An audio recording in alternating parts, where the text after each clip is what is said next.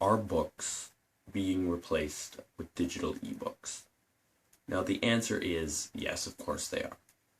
And I spend a lot of time in secondhand bookshops, and I love collecting old books.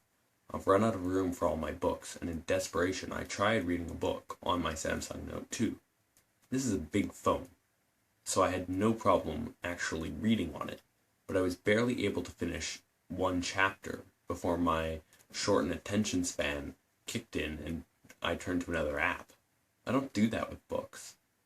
When I'm reading a good book, I'm fully immersed in the act of reading.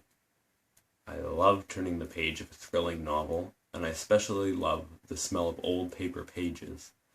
For me, reading a digital book is like looking at a picture of the Mona Lisa. It's pretty, but is not the same thing. Now, I have a lot of comic books in my closet that I rarely open, and yet I still like having them around. They just sit in their box all day. They do take up a lot of space.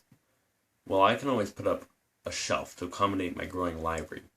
I don't feel the same about my comics. There's a great website and app called Comixology, which sells digital comics from all publishers. You can flip through the comics page to page or panel to panel.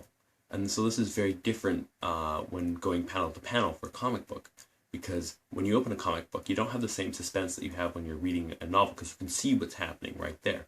So it gives it a little bit more suspense, and you can get a little bit more out of it through this new way of viewing this medium. And comics aren't long, exhaustive novels, so I find that my attention lasts just the right amount of time. I get my monthly fix each week on Wednesdays, and check in with The Walking Dead, Superior Spider-Man, Batman, all while taking the train to work. I suppose that as the digital age is slowly making books obsolete, we each need to decide for ourselves which mediums we want to hold on to, and which ones we need to set aside in order to embrace the future of storytelling. So leave me a comment down below on your whole thoughts on the digital book versus physical book. I know where I stand. I'd love to hear someone else's opinion. You can subscribe to the channel down below, as well as you can check out all of my other videos right now.